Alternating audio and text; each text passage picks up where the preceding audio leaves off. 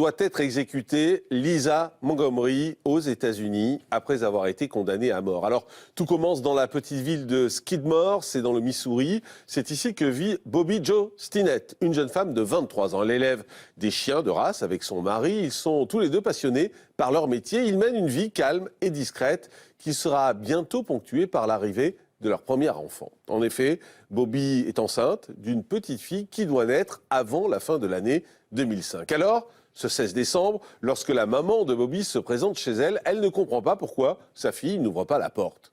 En pénétrant dans la maison, la future grand-mère va alors découvrir une véritable vision d'horreur qu'elle ne pourra jamais oublier. Sa fille, Bobby, est étendue sur le sol dans une mare de sang. Autour de son cou, une cordelette avec laquelle elle semble avoir été étranglée. Et comble de l'horreur, à la place de son ventre arrondi, la mère de Bobby découvre un trou béant. Sa fille vient d'être éventrée et son fœtus a disparu. Immédiatement, le shérif du comté mobilise tous ses meilleurs éléments et rapidement une femme est suspectée. Lisa Montgomery avait en effet rendez-vous avec la victime le jour de son assassinat. Nous sommes dans le Kansas, aux États-Unis.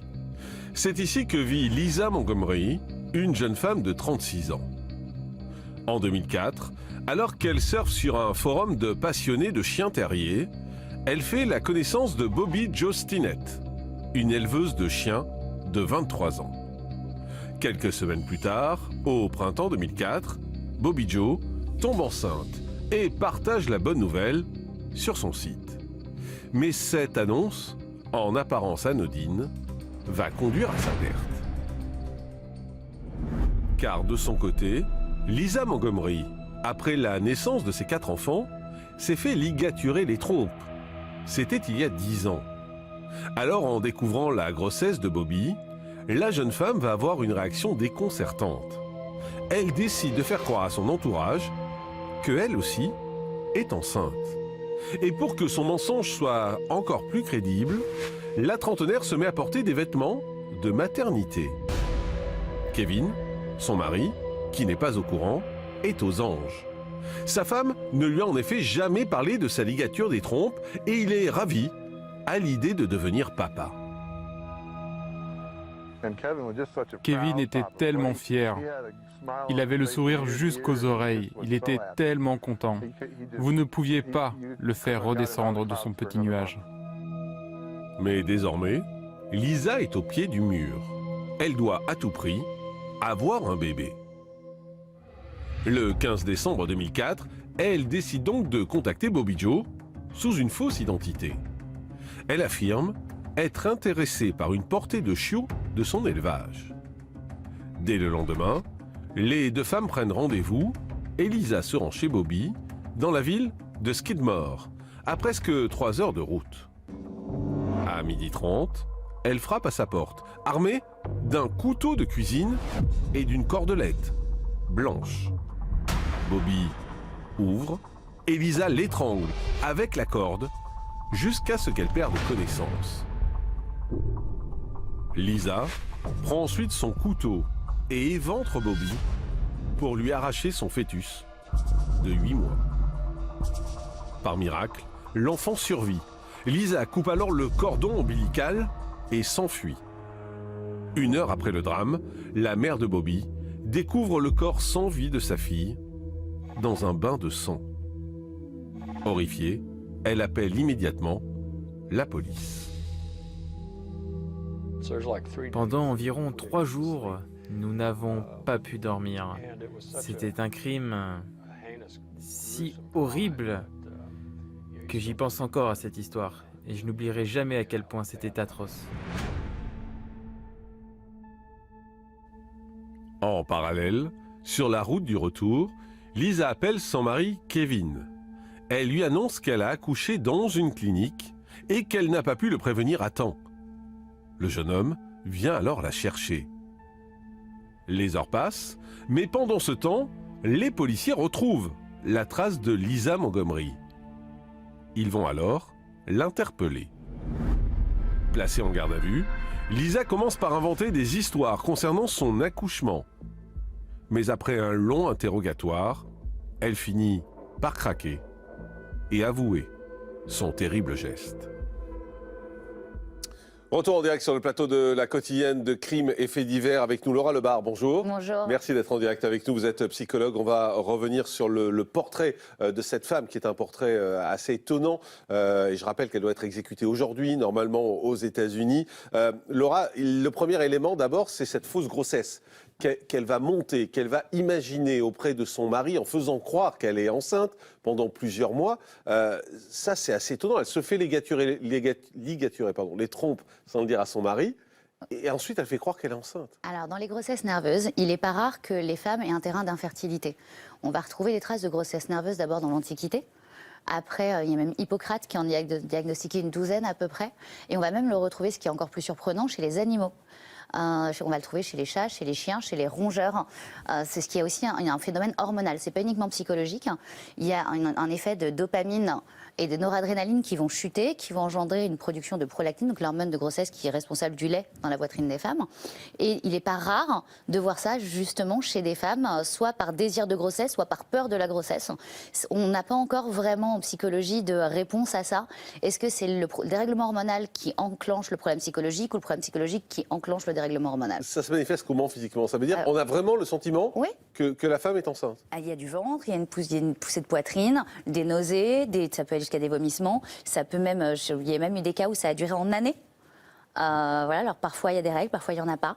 Ça dépend complètement, mais c'est quelque chose qu'on a déjà vu assez régulièrement. Mais est-ce que la femme se rend compte que c'est faux? Que c'est une grossesse nerveuse? Parce que dans le cas présent, elle est obligée de le savoir. Sans suivi. Puisqu'elle s'est fait ligaturer les trompes. Pas forcément. Sans suivi, pas forcément.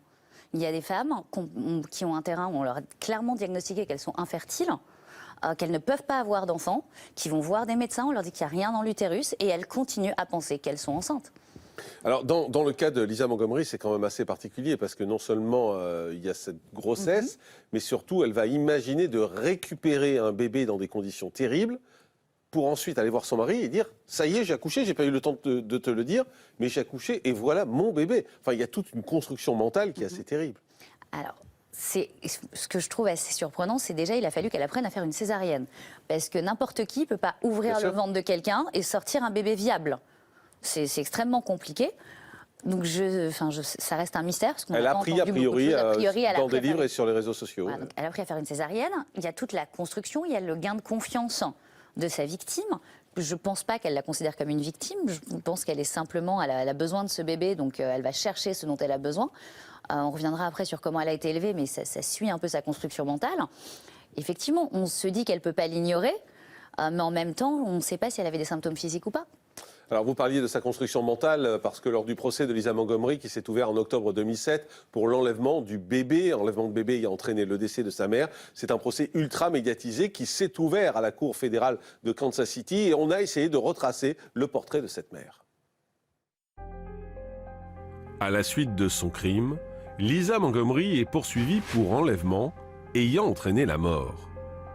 Le 22 octobre 2007, elle est reconnue coupable par la Cour suprême des États-Unis et les jurés la condamnent à mort. À la sortie du tribunal, le mari de Lisa est dévasté par le verdict et il continue à soutenir sa femme. Quand vous vous mariez, vous faites une promesse. Je ne prends pas cela à la légère.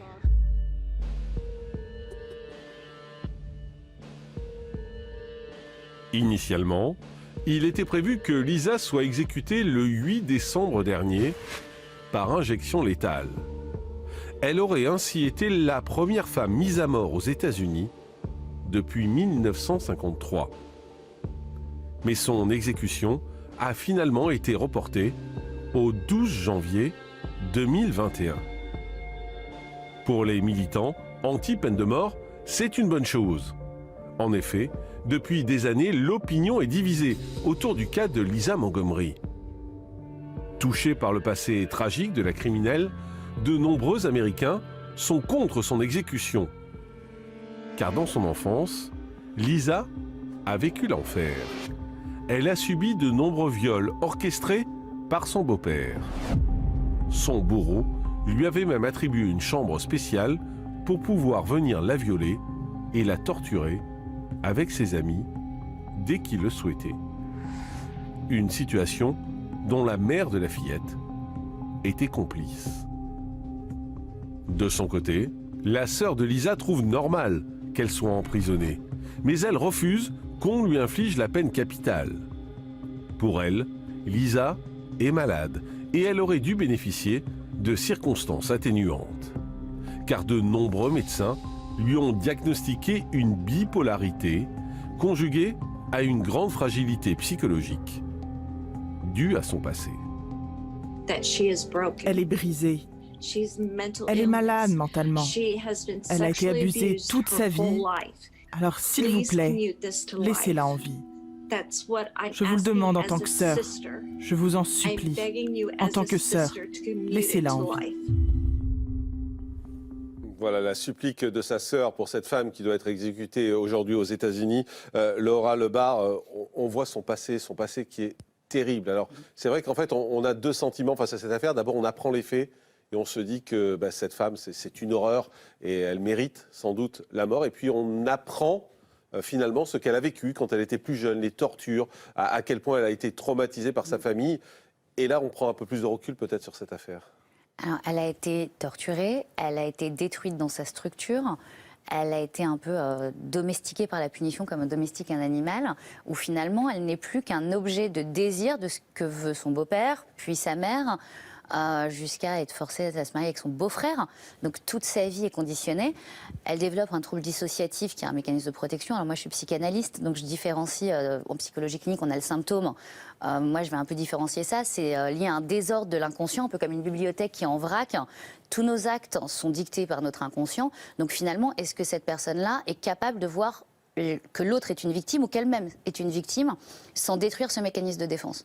Je pense qu'à un moment donné, pour accepter tout ça et pour ne pas être complètement détruite, elle a développé un état dissociatif pour ne pas voir qu'elle était victime.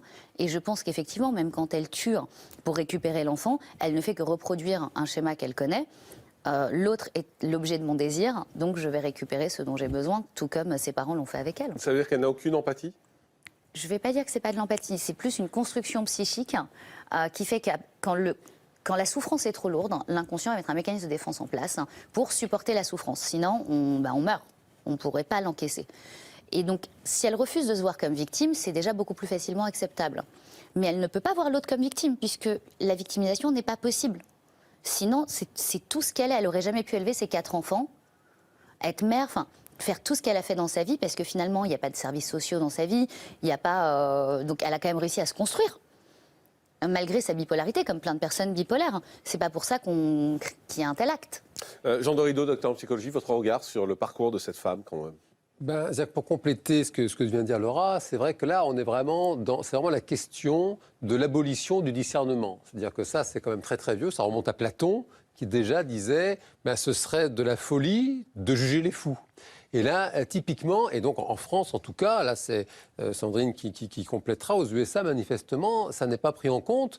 Cette dame a été diagnostiquée bipolaire. La bipolarité, c'est ce qu'on appelait jadis la psychose maniaco-dépressive. Ça veut dire que la personne, quand elle est en phase maniaque, elle est dans ce qu'on appelle en psychologie un délire. C'est-à-dire que la personne, elle n'est plus avec nous, elle n'a plus accès à notre réalité consensuelle, elle est dans autre chose. Et en France, là, clairement, la jurisprudence regorge d'exemples où, quand il est avéré que la personne était dans un délire, au sens psychopathologique du terme, on ne la juge pas. La personne est envoyée dans un hôpital pour être soignée. Elle n'est pas accessible à la justice des hommes. Et là, c'est vrai, c'est ce qui est vraiment très surprenant, indépendamment du regard affectif, émotionnel qu'on pourrait porter sur ce crime sordide, c'est que cette dame, manifestement, était dans une situation d'abolition du discernement. Elle était prise dans son délire de maniaco-dépressive, et c'est pour ça qu'elle a commis quelque chose. Donc, heureusement, nous ne pouvons pas comprendre les uns et les autres. Voilà, je vous rappelle qu'elle a donc été condamnée à mort. Elle doit être exécutée aujourd'hui. Mais on apprend donc à l'instant que l'exécution de Lisa Montgomery, qui devait avoir lieu aujourd'hui, vient d'être reportée à la dernière minute par la Cour fédérale. Pour l'instant, aucune date n'a été avancée. On peut dire que c'est sur le fil. C'est vraiment le jour où elle devait être exécutée que la Cour prend cette décision. On vient de la prendre. Merci Laura Lebar, psychologue. Merci.